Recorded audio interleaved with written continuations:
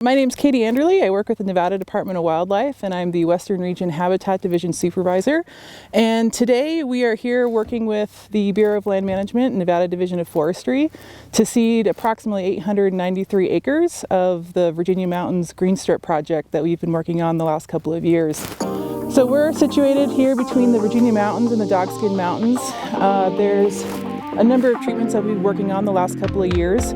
Last fall, in October of 2021, NDOW and BLM collaborated to spray pre-emergent herbicide on approximately 2,700 acres of treatment area that we're looking to apply seed to basically create green strips.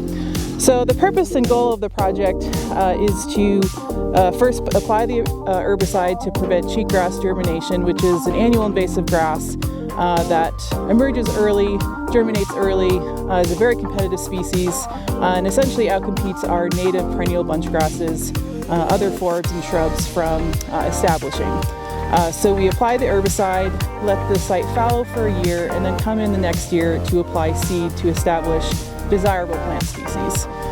So today we are seeding about 900 acres of that green strip. So we're planting deep-rooted perennial bunch grasses, some shrubs, and species that are particularly suited to stay green longer into the season. So in that sense, they can not necessarily stop a fire, but slow a fire if a fire does come in contact with that green strip.